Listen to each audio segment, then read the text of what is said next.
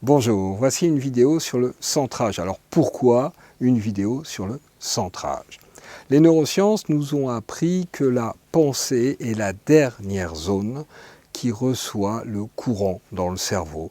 La dernière zone qui est déclenchée par l'influx nerveux. Avant, l'influx nerveux a traversé la base du cerveau, c'est-à-dire le reptilien, les sensations. Ensuite, les émotions, le limbique, et enfin, ça arrive au cortex, et c'est dans le cortex que se situe la pensée. C'est-à-dire que la pensée, c'est une petite zone du cerveau, et que la pensée est déterminée par tout ce qui s'est passé avant. Or, dans la vie de tous les jours, qu'est-ce que nous constatons? Eh bien, nous constatons que parfois, nous sommes envahis par des pensées qui nous empêchent d'être bien. C'est du moins l'impression que nous avons, parce qu'en fait, nous n'allons pas bien et du coup, nous nous laissons envahir par la pensée. Et là, nous avons appris, car c'est notre culture, c'est le résultat de notre éducation, nous avons appris à résoudre la pensée par la pensée. C'est-à-dire que, par exemple, une personne qui n'arrive pas à s'endormir parce qu'elle a trop de pensées, ça tourne en boucle, etc., va élaborer d'autres pensées pour essayer d'arrêter les pensées.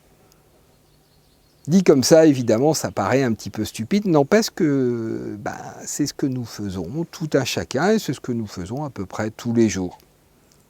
Nous essayons de créer la sérénité, le calme, la détente, l'apaisement, de sortir des angoisses, tout ce qu'on veut, par la pensée. Or, ce que nous montrent les neurosciences, c'est que tout dépend à la base des informations qui arrivent, de ce qui se passe dans le reste du corps. C'est-à-dire qu'il y a le cerveau, il y a tout le reste du corps. Plus les informations qui arrivent dans le reste du corps seront apaisées, plus la pensée sera légère et surtout, moins on s'en occupera et du coup, elle ne nous gênera plus. Le centrage, c'est ça. Le centrage, c'est au lieu d'être cérébro-centré, ça va être d'aller vers le fait d'être ventro-centré. C'est-à-dire, au lieu de s'occuper de notre pensée, eh bien de s'occuper de notre corps, et nous allons le voir par des exercices, principalement de s'occuper de notre ventre. Et plus une personne est centrée, mieux elle se sent. Vous avez l'habitude, avec la hypnothérapie, de pratiquer des hypnoses, etc. Les hypnoses visant à enlever les tensions qui provoquent le mal-être. Et bien là, ça va être des activités très simples à effectuer en permanence. Ce n'est pas du 10 minutes tous les jours. C'est le centrage, c'est quelque chose qui peut être fait en permanence. Nous pouvons en permanence être centrés en même temps que nous faisons les choses. Il est inutile de s'arrêter pour se centrer. Il s'agit d'arriver à être sans arrêt centré, en même temps que nous faisons les choses. Alors, il y a des tas de choses, il y a des tas de notions derrière ça. Beaucoup de gens ont l'impression que s'ils ne s'occupent plus en permanence de ce qui se passe autour, ils vont se mettre en danger. Or, le fait de s'occuper en permanence de ce qui se passe autour, au lieu de s'occuper des sensations dans le corps, au niveau du cerveau, renforce l'idée qu'il y a un danger. C'est-à-dire qu'en fait, à la base, on s'occupe de ce qu'il y a autour parce qu'on a eu peur. Et le fait de continuer à s'occuper de ce qu'il y a autour vient nourrir cette peur.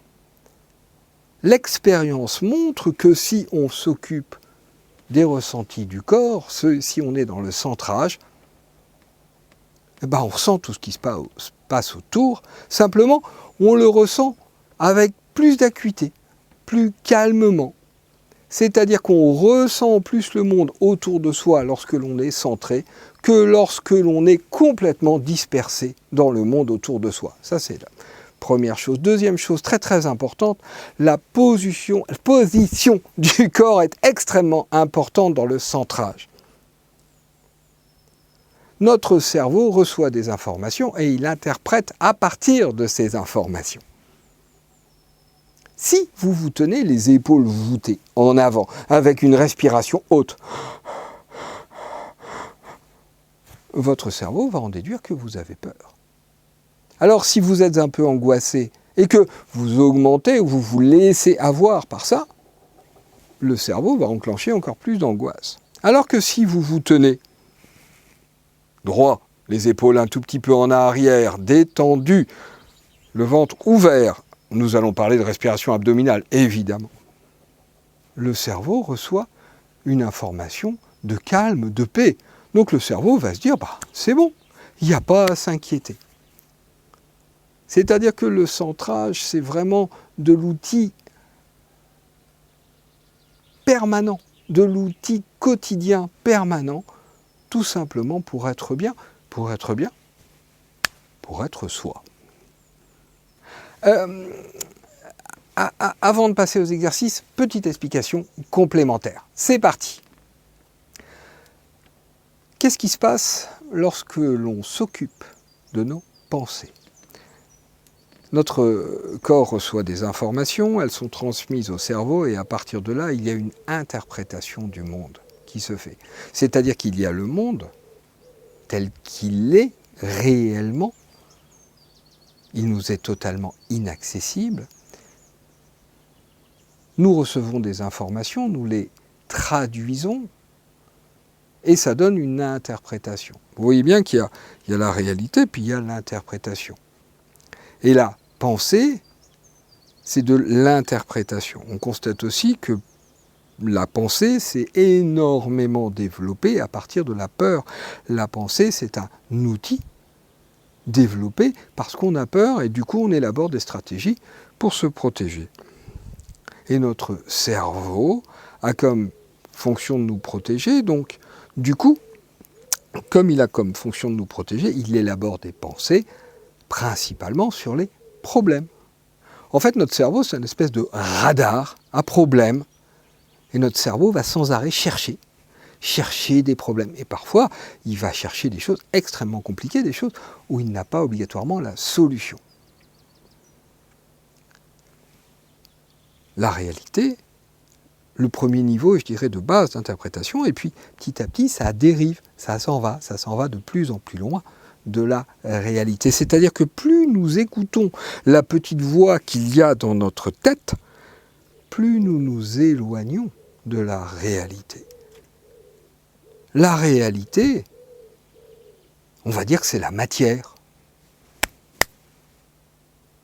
La réalité, c'est le corps. Plus nous nous occupons de nos pensées, plus nous nous laissons absorber par nos pensées, plus nous nous éloignons de la réalité, et c'est sans fin. Or, notre cerveau, en même temps qu'il élabore de la pensée pour nous protéger, notre cerveau, paradoxalement, il a un mécanisme qui est que, à l'intérieur, s'il constate qu'on s'est éloigné trop de la réalité, il déclenche du mal-être.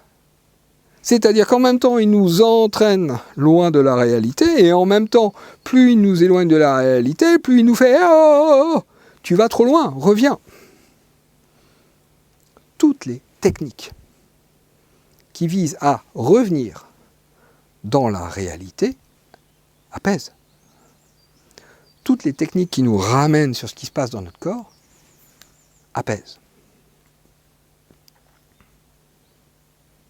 C'est-à-dire que le centrage,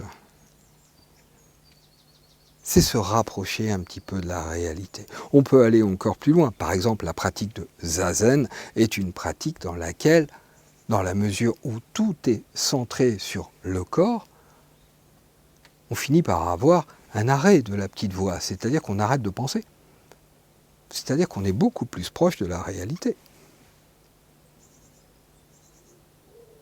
Ce qui permet après, quand la pensée se remet en marche, qu'elle soit plus apaisée, pour la plupart des cas. Le centrage est un outil pour nous ramener en permanence dans la réalité.